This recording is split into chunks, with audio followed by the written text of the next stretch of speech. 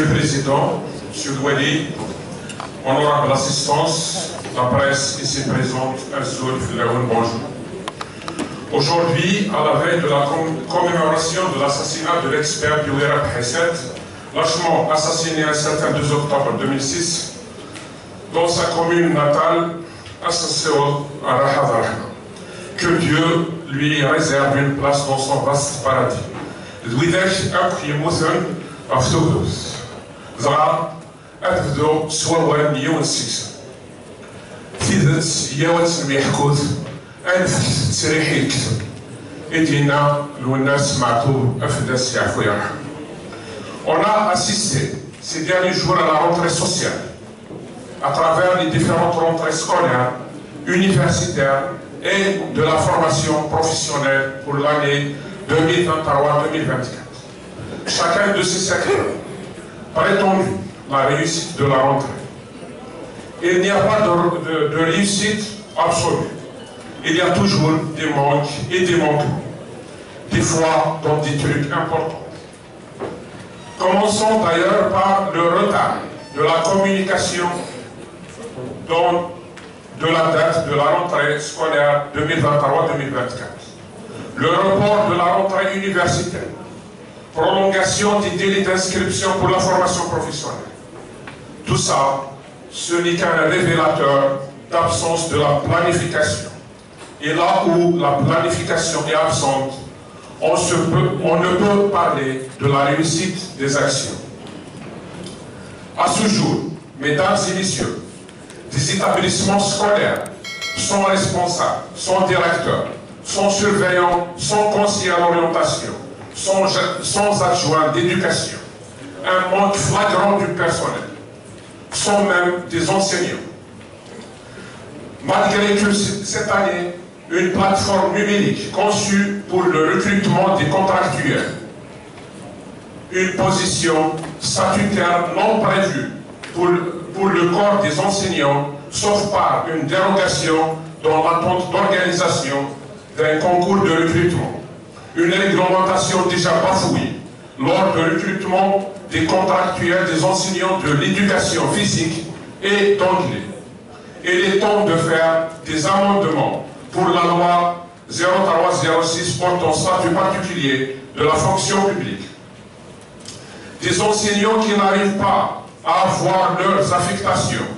Pour quelles raisons, on ne sait pas. Ajoutons à cela le manque de livres scolaires dans quelques établissements. L'État a investi des sommes colossales pour doter des établissements avec des tablettes, sans atteindre l'objectif attendu de cette opération. À ce jour, les parents trouvent de mal à inscrire leurs enfants en première année et en préparatoire. Les transferts des élèves d'un établissement à un autre, même pour un changement de résidence. Encore l'admission à la demi-pension. Il a fallu avoir un critère. Cette fois-ci, on sort de l'ordinaire. Ce critère s'appelle la ma'rifa numérique.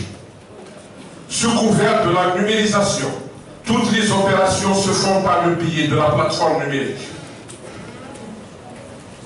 Sachant qu'il y a des parents qui n'ont aucune maîtrise en matière d'informatique, ajoutons à cela les opérations conditionnées par des délais, puisque la plateforme se ferme.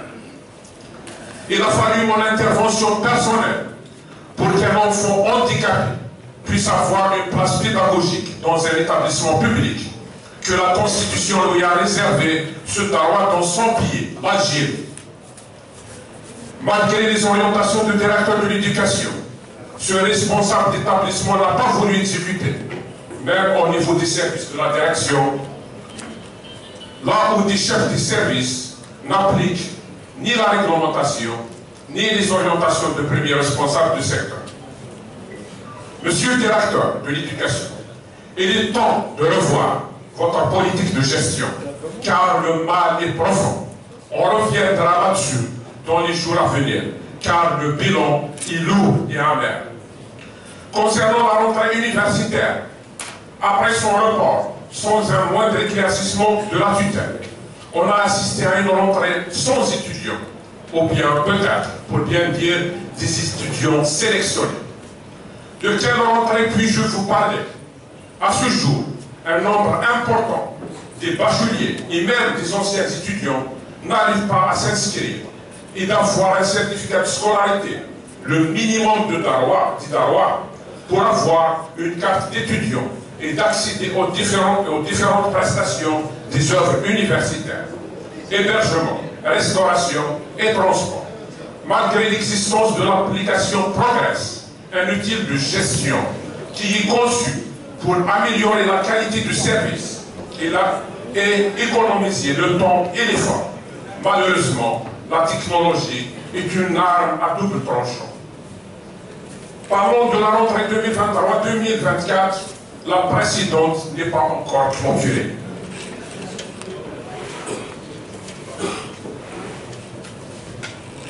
Mesdames et messieurs, l'université est un espace d'innovation, de production et de diffusion de savoir. Depuis longtemps, ses principales missions étaient limitées à la pédagogie et à la recherche scientifique. En réalité, la jonction entre l'université et son territoire d'ancrage fait que la conjoncture économique et sociale de ce dernier influence sur la démarche et la stratégie de l'université, de point de vue pédagogique et académique. Rapprocher l'université de son milieu socio-économique consiste en un objectif pluridisciplinaire, scientifique, économique, politique et social, qui nécessite des instruments juridiques, organisationnels et institutionnels. Il ne s'agit pas pour l'université de rompre avec ses principales missions, mais d'œuvrer en harmonie avec les exigences de son territoire et de ses acteurs. Et de leur part, les acteurs territoriaux sont appelés à accorder à l'université et ses composantes la place qui leur revient dans la société, en mettant en place des mécanismes de gouvernance visant à valoriser les passerelles entre l'université et son territoire. Dans ce sillage, la gouvernance de l'université s'impose comme un défi de management public à relever. L'une des missions principales de l'université est de contribuer au développement du capital humain et de diffuser le savoir. Pour y arriver, il doit se prévaloir de la diversité de son offre de formation, en équilibre avec les besoins des divers secteurs de la vie économique, de développement technologique. L'université doit désormais préparer ses étudiants à l'exercice professionnel et ne peut plus se contenter de former. Il doit orienter sa formation sur la base des besoins qui se manifestent sur le marché du travail pour apporter sa contribution en tant que locomotive de développement et de la création de richesses.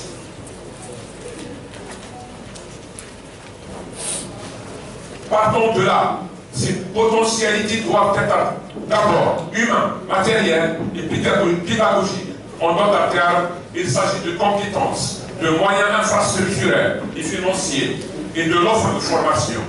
C'est dans ce but que nous nous proposons de ce qui suit de livrer la réalité de l'université Mouloud Mahaly. Il ne s'agit pas d'apporter des situations chiffrées, mais de faire la part des choses. Après plusieurs sorties effectuées sur les lieux des résidences universitaires et des campus par la Commission de l'éducation, formation professionnelle et enseignement supérieur, qui a eu pour objet de dresser un état des lieux sur la situation des œuvres universitaires et les conditions de déroulement des enseignements au niveau des campus, sur le plan de la disponibilité des moyens humains et matériels, encadrement, équipement et matière d'œuvre, et l'état des structures. Après avoir inspecté les différentes cités universitaires, on a constaté de près les manquements et les insuffisances dont souffrent la plupart des résidences universitaires à travers ces trois directions, la direction centre et la direction Tamba, ainsi que la direction cinéma. Et des opérations de réhabilitation s'avèrent plus que nécessaires et surtout urgentes. Il s'agit particulièrement des blocs d'hébergement, lesquels souffrent de problèmes d'étanchéité et d'humidité, impactant les enduits des aspects intérieurs et extérieurs. Nonobstant les réseaux d'électricité et de chauffage, des portes et fenêtres cassées, en marge de ces opérations, il y a eu de prendre en charge l'ensemble des travaux inhérents au bitumage ou au dallage des accès routiers, chemins à l'intérieur des résidences, sans oublier le renforcement de l'éclairage pour plus de sécurité des résidents. À l'égard de manque des infrastructures sportives, il est impératif d'inscrire des opérations de réalisation des espaces pour l'activité sportive et implantation des aires de jeu et salles omnisports dans les différentes résidences et campus. Procéder à la délimitation ainsi qu'à la séparation par des frontières physiques des trois résidences universitaires, celles de Taroua et 4, et prévoir un accès pour la cité Taroua et la cité 4. Revoir les réseaux d'AEP de ces dernières et les alimenter séparément, ainsi que la réalisation d'un bachao pour chacune. Nous demandons à M. le Wali d'instaurer l'ATE, de revoir le programme de distribution d'eau pour les résidences universitaires Snawa, idem pour les résidences universitaires de Tanta. Encore une fois, le canal des eaux usées qui traverse les sites universitaires à Tanta, malgré les orientations et les instructions de M. le Wali pour le DRE, lors de la session précédente réservée pour l'examen du secteur de l'enseignement supérieur, aucune action n'a été entamée. Monsieur le Wali, jusqu'à quand cette fuite en avant? Nous vous demandons, Monsieur le Wali, de saisir les autorités concernées pour accorder un programme spécial au profit de notre wilaya, notamment en matière d'opérations de réhabilitation et d'équipement de ces sites universitaires qui souffrent de la vétusté. Batterie, blocs de cuisson, les fours, les autres ustensiles, la literie, etc. Et d'équiper les nouvelles résidences non fonctionnelles à ce jour, malgré l'achèvement des travaux depuis des années, réceptionnées, baptisées lors des festivités commémoratives pour remplir un plan de charge. Et dernière visite du ministre du secteur datée de 1er juin 2023. L'initiative prise à l'effet de réhabiliter les 4 blocs de la résidence universitaire Snawa 1 ainsi que 2 blocs de Sergent Doha. À ce jour, les travaux ne sont pas lancés. Nous interpellons la direction des équipements publics pour nous donner des explications sur ce retard et les décisions prises pour mettre fin à ces lenteurs dans la réalisation des programmes inscrits à l'indicatif de notre wilaya, y compris le chantier éternel de Tanta, le reste des sites universitaires et le reste des 10 000 places pédagogiques. Cette rentrée universitaire 2023-2024 est caractérisée par la numérisation des services universitaires. C'est une numérisation en plus de volets pédagogiques, zéro papier, à toucher l'ensemble des résidences universitaires et des restaurants de l'UMTO, où un système de reconnaissance faciale est installé aux entrées des résidences et restaurants universitaires, disons la gestion transparente des services, contrôle et assure la sécurité des étudiants. Malgré les quelques contraintes rencontrées lors de l'installation et la mise en service de cette technologie dans la gestion de la vie universitaire, des problèmes dus au réseau et d'Internet débit insuffisant. Chose qui a causé un retard des inscriptions, là où on a constaté un nombre important des étudiants non inscrits et non pris en charge en matière d'hébergement. On espère que ce retard sera rattrapé et que cette opération de numérisation, cette fois-ci, atteindra l'objectif pour lequel il a été mis en place. Le bon fonctionnement de l'université est évidemment lié à la disponibilité de moyens financiers conséquents et à leur bonne gestion, celle-là liée elle-même à la disponibilité, à l'efficacité de la ressource humaine qu'elle dispose. De nos jours, l'université Mourid Mamri, pour rappeler le groupe 9 facultés réparties à travers 6 campus universitaires fréquentés par plus de 47 000 étudiants. Grâce à la numérisation de fichiers, l'université dispose actuellement de nombre réel des étudiants, se vont communiquer environ 62 000, un chiffre loin de la réalité. La dispersion de l'université demeure une contrainte majeure dans l'exploitation rationnelle des infrastructures et dans la préservation du temps pédagogique au regard au déplacement des enseignants et des étudiants entre campus. Pour recomposer des configurations pédagogiquement viables, répondant aux contraintes particulières des rentrées universitaires, de la gestion des flux et de la pression exercée sur certaines filières, et le manque de structure, salle de cours, à longueur de l'année universitaire, et même pour l'organisation des examens Il a fallu répartir les étudiants en tigres pour passer des examens, chose qui résulte des dysfonctionnements et une désorganisation. Malgré les opérations de recrutement organisées pratiquement chaque année par l'université et qui a bénéficié d'un quota de 173 postes d'enseignants, maître assistant classe B pour cette année, mais ça reste insuffisant et généralement un manque de candidats dans les spécialités demandées, car il ne suffit pas d'avoir des postes, mais aussi de recruter un encadrement qui répond aux besoins de l'université, tels que l'informatique, mathématiques, électronique et anglais, un déficit sérieux en termes d'encadrement dans ces spécialités, vu le manque de la formation doctorale dans cette spécialité. Il faut se poser la question, pourquoi l'absence des formations doctorales? Avec l'ASIC, qu'on a constaté qu'après notre rapprochement des enseignants et des étudiants, que la démarche entreprise par les responsables de cette institution pour mettre fin au retard cumulé consiste à réduire le temps réservé pour l'enseignement et de programmer des examens de fin de semestre avant même la consommation de temps réglementaire. Malgré l'instruction de la tutelle du mois d'avril 2023, qui oblige d'accomplir les 14 semaines pour valider le semestre, et s'il faut y aller jusqu'à la fin du mois de juillet, chose qui a provoqué le licenciement de l'un des plus anciens professeurs, dépassant 40 ans de service au niveau de notre université, suite à son refus d'organiser des examens avant de compléter le nombre de séances réglementaires et l'affaire est en cours. Sont cités ceux qui ont exécuté les orientations de l'administration et ont accepté l'obéissance, allant même à organiser des examens par d'autres enseignants, juste pour attribuer des notes pour les étudiants et valider les années universitaires. Quel diplôme nous octroyons à nos enfants? Et d'autres cas de figure de manipulation des procès-verbaux, des notes des étudiants, suite à leur refus de passer des examens jugés difficiles. Ils étaient convoqués pour refaire l'examen à l'insu de leurs professeurs et ils ont eu leur admission. Des étudiants ont passé des examens dans des modules. Ils n'ont jamais vu l'enseignant de module. Et malgré tout ça, certains départements, lettres françaises, anglaises et arabes et génie civil, devront procéder dans un premier temps à l'apurement de solde des examens de l'année dernière par l'organisation des rattrapages et de soutenance afin d'entamer la nouvelle année universitaire. Le retour au calme et la stabilité, messieurs les responsables, ne peut se faire par des mesures répressives et des politiques sécuritaires. Des sanctions arbitraires, suspension, révocation, mutation d'office et fin fonction dans des postes de responsabilité.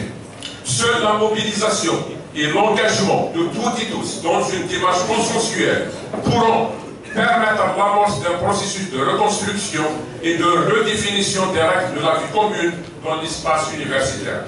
Il est vrai que la performance ne peut être mesurée que par le nombre de publications, de communications et participations aux manifestations nationales et internationales, le nombre de contrats de recherche et le nombre de brevets déposés qui constituent en quelque sorte, avec le nombre des diplômés, tout ça fait le véritable rendement de l'université.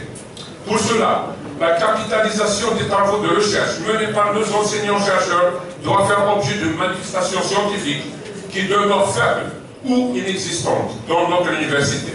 Vu la non-programmation des manifestations d'envergure et de conférences sur des thèmes très diversifiés, animés par nos enseignants-chercheurs ou même des invités étrangers. Là où on a constaté même que tous les espaces conçus pour abriter ce genre d'événements sont fermés, sans motif, ou bien sous motif des travaux de réflexion et de réhabilitation non entamés depuis des années. À l'exemple de la bibliothèque centrale de Campus Xinjiang qui est fermée depuis plus de 3 ans. Jusqu'à présent, pour des raisons de réparation d'un parterre, à ce jour, rien n'a été engagé. Aucune entreprise sur place. Une année après notre première visite, le constat est le même. Il est devenu un auto-pool, un matériel à réformer.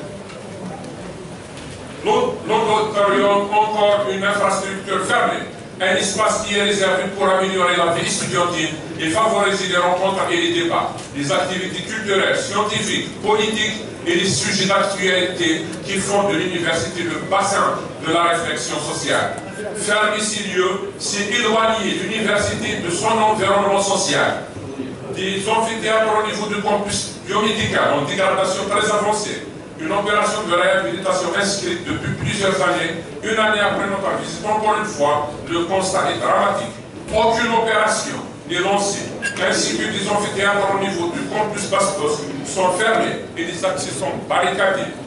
À l'occasion, je signale qu'il y a, si il y a des informations peut-être non détaillées ou incomplètes, c'est parce que nos visites au campus universitaire, précisément, se sont effectuées sans présence des responsables de l'université, avec peut-être le premier responsable.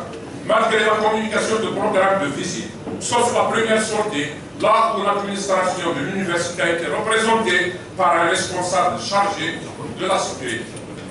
Ce dernier n'a pu répondre objectivement sur nos questions, là où il aurait fallu au moins la présence à défaut du premier responsable, l'un de ses vice-recteurs chargé de la pédagogie ou le chargé de développement de la prospective et de l'orientation, pour nous communiquer des informations détaillées et crédibles. Encore, quel est le sort de l'opération de la réalisation d'un bloc de 20 laboratoires de recherche au niveau du campus Bastos, ainsi que le programme des 220 logements répartis en plusieurs lots de secteurs. Concernant le manque de places pédagogiques, 300 places pédagogiques dans lesquelles les travaux sont achevés depuis une année. À ce jour, l'université n'a pas procédé à la réception et l'exploitation de cette structure sans aucun motif.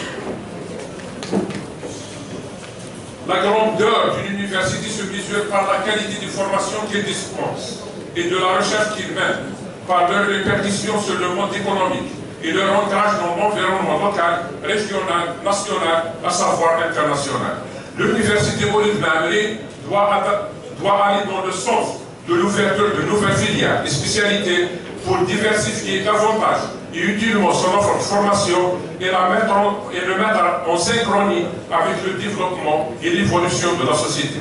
C'est pour cela qu'il doit abandonner certaines formations classiques dont les créneaux d'emploi sont largement saturés. Il est certain que beaucoup reste à faire à l'université Maulid Maamri, où il subsiste un grand nombre d'insuffisances et d'incohérences à lever pour qu'elle devienne réellement un pôle de formation et de recherche équilibré, jouant pleinement son rôle dans son espace régional d'abord, puis dans l'espace national et international, loin, je dis bien loin, de ces discours populistes qui ne font qu'affaiblir la confiance dans l'enseignement et la recherche. Ils ne permettent pas à notre université de réaliser son potentiel pleinement. Il ne fait que miner sa crédibilité et détourner l'attention des véritables problèmes auxquels il est confronté. Il est temps de mettre fin à ces pratiques et de promouvoir une culture de transparence, d'intégrité, de vérité dans notre système d'enseignement supérieur. Il n'échappe à personne que l'université Maulid Maamri recèle des atouts et des compétences qui, pour peu qu'ils soient capitalisés, pourraient se cristalliser à moyen terme en cette énergie nécessaire à impulser une dynamique scientifique, innovatrice, susceptible de faire d'elle un moteur de développement. Notre intervention n'a qu'un seul objectif, et celui de redonner à notre université son rôle essentiel dans la société, de restaurer sa réputation et d'offrir des enseignements de qualité. Il serait possible de reconstruire et revitaliser le MTE en plafonnant le seuil d'ambition pour qu'il devienne une institution de premier plan dans le pays. La note d'optimisme que nous avons n'est pas faite pour dire que tout baigne dans lui à l'université Maulid Maamri, mais pour semer l'espoir au sein des jeunes générations et pour exprimer également notre sentiment que son développement passe essentiellement par ses propres potentialités. بديت تسلو الناس هذيك فوس الونيس هكا الناس يداروا ونيس يتمنى الناس انت يقراش شنو هي كذا مفهوم ان كان ديني غاوي كذا مفهوم امين يقول لي يحدث الناس مخاف من المسؤول اي تمثلوا الكاسس مردون تسدين غفول غاس يحسب السداس الوز غاس ماذا سالوز التمثال بيرسيف ميرسي بور فوتر اتونسيون